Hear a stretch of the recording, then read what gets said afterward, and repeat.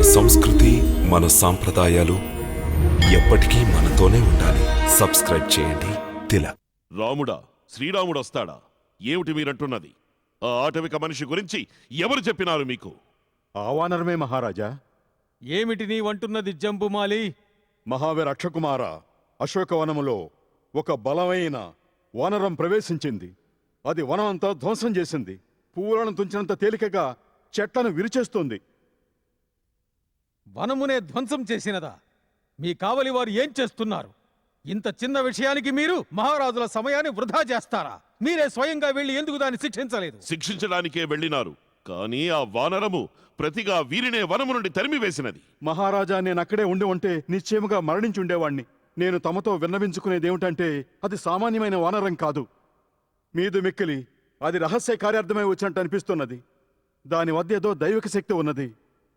దాని వద్దకు ఎవరు వెళ్ళినా ప్రాణాలతో విడిచిపెట్టుట లేదు. దానిని యుక్తితోనే బంధించాలి. తిరిగి పొందవలే మాట్లాడుతున్నావు. ఒక వానరము లంకలో ప్రవేశించినదంటే లంకలో మీ వంటి భటులు భయకంపితులై రాజప్రసాదంలో తలదాచుకుంటారా? సిగ్గుచేటు! ఇటువంటి జీవనము కంటే మరణించడం మేలు. తండ్రి, ఆజ్ఞాపించండి. నేనిప్పుడే ఆ వానరును బంధించి మీ సమక్షానికి ఇడ్చుకొస్తాను. వెళ్ళువత్స, కాని ఆ వానరమును సామాన్య వానరముగా భావించి నిర్లక్ష్యముగా వ్యవహరించవలదు. వానర జాతిలో కూడా మహాబలవంతులు, యోధులు ఉన్నారు. పైగా రణనీతిలో చెప్పిన ప్రకారముగా శత్రువు చిన్నవాడైనా పెద్దవాడైనా రణభూమిలోనికి దిగినప్పుడు మీ పూర్తి శక్తిని వినియోగించాలి. అప్పుడే శత్రువులు భయపడి చల్లబడతారు. జ్ఞాపకముంచుకో, శత్రువులపై ఎన్నడూ దయ చూపించరాదు. వెళ్ళు. ఆజ్ఞ.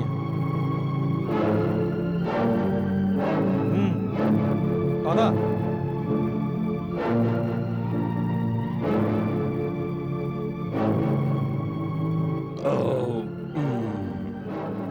లంకలోని వారు ఎటులైనను ఉండని ఫలములు మాత్రము బహురుచికరముగానున్నవి. కడుపారా ఆరగించితిని, ఆనందముగా ఉన్నది. ప్రభువు శ్రీరామచంద్రుని వద్దకు వెళ్లే వరకు ఆకలే వేయదు. చాలా దినములు స్థిమితముగా ఉండవచ్చును.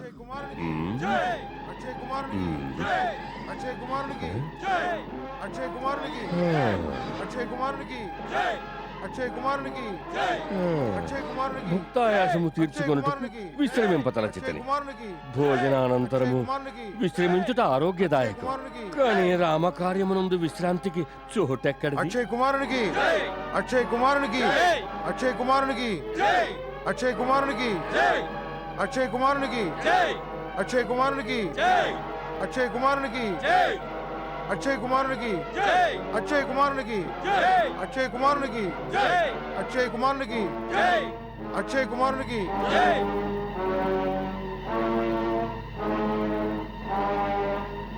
నీవేనా విలక్షణ వానరము? జై శ్రీరామ్. నీవేనా మా వనమును ధ్వంసం చేసినది? నీవేనా మా సైనికులను హతమార్చినది? ధ్వంసం చేయుటకు నేనెవరిని, హతమార్చుటకు నేనెవరిని? పువ్వులు వికసించి ఫలములవుతాయి, పరిపక్వత చెంది రాలిపోతాయి. ఓ, వానర జాతి వేదాంతము పలుకుచున్నది. తుచ్చ వానర, నీ జీవితము కొమ్మన పండి రాలిపడి మట్టిలో కలిసిపోయే సమయం ఆసన్నమైంది. సుస్వాగతం. నీవు నీ మనోభీష్టాన్ని నెరవేర్చుకో వీరాధివీరా. సైనికులారా, పట్టి బంధించండి.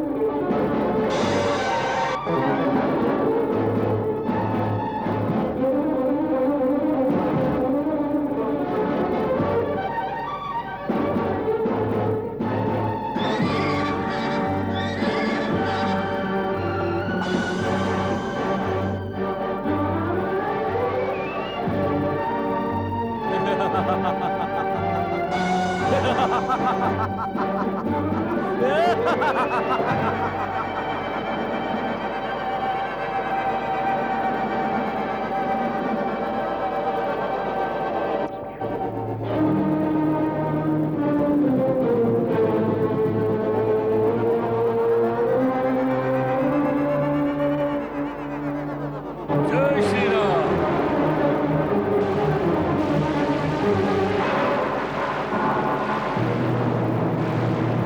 ఏయ్! ఏయ్! ఏయ్!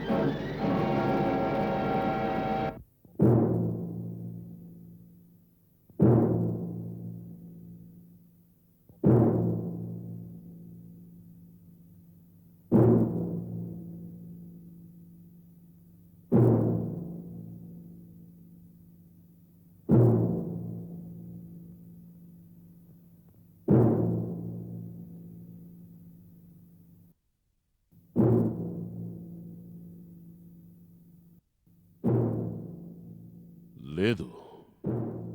అక్షకుమారుని వంటి మహాబల సంపన్నుని కూడా హతమార్చిన వాడు సామాన్యమైన ప్రాణి అయి ఉంటాడు. కాదు, అది వానరము కాదు. బ్రహ్మ, విష్ణు, ఇంద్రాది దిక్పాలకులు కలిసి నా వినాశనమునకై ఏదో కుట్ర పన్నినారు. నేనింతవరకు అపార శక్తులు గల వానరులను చూచినాను. వారితో తలపట్టాను. వాలి సుగ్రీవుడు, మహాబలుడు జాంబవంతుడు, నలుడు నీలుడు. కాని ఇంతటి అద్భుత పరాక్రమమును చూచి ఉంటాలేదు. అవశ్యము వానరుని రూపములో ఇక్కడకేదో అపూర్వ శక్తి గల జీవి ప్రవేశించినది ఇంద్రజిత్. అంతేకాదు మహారాజా, తమరు స్వయంగా ఈ ఇంద్రజిత్తు అమిత శక్తివంతులైన దేవతలతో పోరాటము సలపటము చూశారు. సామ దాన భేద దండోపాయములతో సహా సర్వశక్తులు శత్రువులపై ప్రయోగించి జయించినాను. నేడు హనుమంతుడనే ఒక వానరుడు త్రిలోకములలోని అపార శక్తిని, శౌర్యాన్ని సాక్షాత్తు మూర్తీభవించుకుని వచ్చాడు. అయినను మేఘనాథుడి ఇంద్రజిత్తుపై విజయం సాధించడం అసంభవం. సోదరుడు అక్షయ్ కుమారుని మరణానికి ప్రతీకారము తీర్చుకోవాలని నా రక్తము ఉరకలు వేస్తున్నది. తమరు అనుజ్ఞనివ్వండి మహారాజా. మాకు బాగా తెలుసు ఇంద్రజిత్, ముల్లోకములలోనూ నిన్ను ఎదిరించే శక్తి ఎవరిలోనూ లేదు. నీవు బ్రహ్మదేవుని ఆరాధించి బ్రహ్మాస్త్రమును, శస్త్రాస్త్ర ప్రయోగోపసంహారములను నేర్చినావు. ఇంద్రాది దేవతల సైతం నీ ముందు నిలబడలేరు. దేశకాల జ్ఞానములను సంపాదించిన వారిలో నీవు శ్రేష్ఠుడవు. నీ తపోబలము, అస్త్రబలము, పరాక్రమము మాతో సమానమైనవి. ఏ కార్యము నీకు అసంభవము కాదు. ఆ వికృత వానరుని ప్రతాపమును, పరాక్రమమును గమనించి దాని ప్రకారముగా నీ శక్తిని ప్రయోగించు. నీవు చక్కని యుక్తిని పన్ని ఆ వానరమును వశం చేసుకునవని. అటులనే జరగగలదు మహారాజా.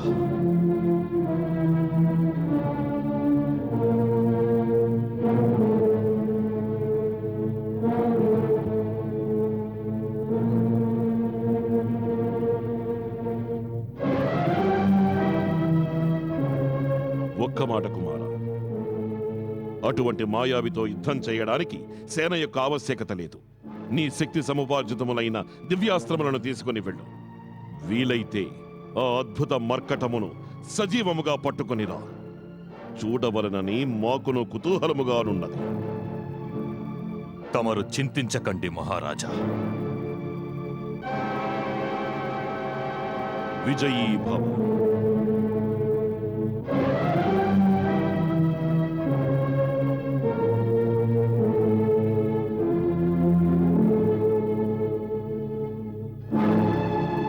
ఏయ్, నీతో మాట్లాడడానికి వచ్చిన ఆ వానరుడెవరు? ఆ వానరుడు మహారాజు కుమారుడు మహాబలుడు అక్షయ్ కుమారుణ్ణి హతమార్చాడు. మహారాజు అతన్ని ప్రాణాలతో వదిలిపెట్టాడు. మమ్మల్ని కూడా దండిస్తారు. మేమంతా ఇక్కడుండగా ఆ వానరుడు ఈ అశోకవనంలోకి ఎలా వచ్చాడు? త్రిజట మమ్మల్ని భయపెట్టి ఇక్కడి నుండి పంపించేసింది. కొంతసేపు అయ్యాక ఒక వానరు ఇటుగా వచ్చి సీతతో మాట్లాడడం చూశాను. వాడే అయ్యుంటాడు. ఎవడు వాడు? మాట్లాడవే.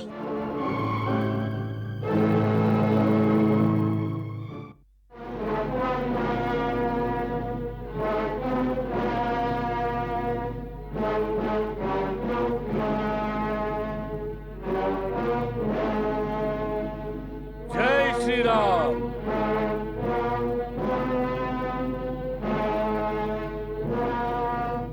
జై లక్ష్మణ.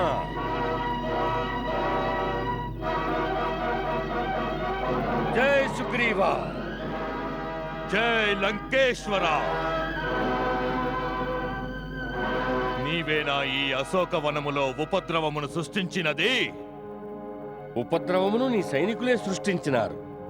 నేను కేవలము నా క్షుద్బాధ తీర్చుకొనుటకు ఈ వనములో ఫలములు అరగింపవచ్చితిని. ఆకలి వేసినదా? భిక్షకుని వలె మా ద్వారము కడ నిలబడినచో నీకు భిక్ష దొరికేది. మ్మ్హ్మ్. చోరుని వలె ఈ వనములో ప్రవేశించే అపరాధము చేసుండరాదు. మ్మ్. నీకు తెలియదా మా రాజ్యములో చోరులకు శిక్ష బహు కఠినముగా ఉండునని? నాకు తెలుసు. ఏ నగరానికి స్వయంగా రాజే చోరుడో ఆ నగరంలో దొంగతనం చేస్తే శిక్ష కాదు, పారితోషికం లభిస్తుంది. ఈ రాజ్యంలో చోరులకు శిక్ష విధించాల్సి వస్తే మొదటి శిక్ష నీ తండ్రికి విధించాల్సి ఉంటుంది. అతడు దొంగతనంగా ఒక అపలను అపహరించుకువచ్చాడు. మా తండ్రి గారి గురించి తప్పుగా మాట్లాడతావా? నిశ్చయముగా నీకు మృత్యువు ఆసన్నమైనది. నీకే మృత్యువాసన్నమైనది. అందులకే నా మాట విని నీ సోదరుడు అక్షయ్ కుమారునికి కర్మకాండ జరిపించు. లేదా నీ తండ్రి ఇరువురు కుమారులకు ఏకకాలంలో కర్మకాండ జరిపిస్తాడు. కర్మకాండ నీకే జరుగుతుంది. వనరా, ఏ వనమునైతే నీవు ధ్వంసం చేసినావో అదే వనములోని కాకులు గ్రద్దలు నీ మాంసమును పొడుచుకు తినగలవు.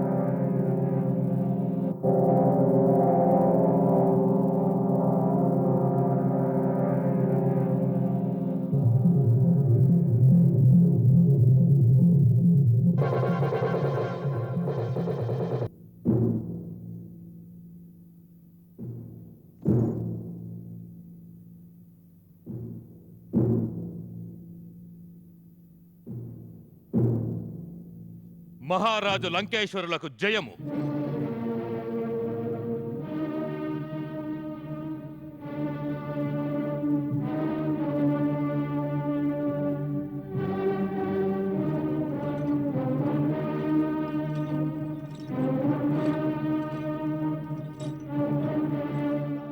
మహారాజా, తమ ఆజ్ఞానుసారం అపరాధిని బంధించి తీసుకొచ్చాను.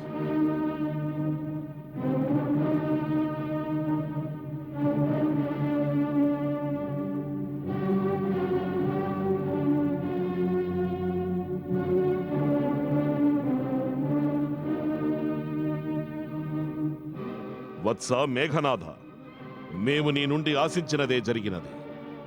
నీ పరాక్రమము సంస్తుతి పాత్రము. ఇదంతయు తమరి ఆశీర్వాద బలమే మహారాజా. వత్స, మిక్కిలి సంతోషముగనున్నది. ఆశీనుడవు కమ్ము.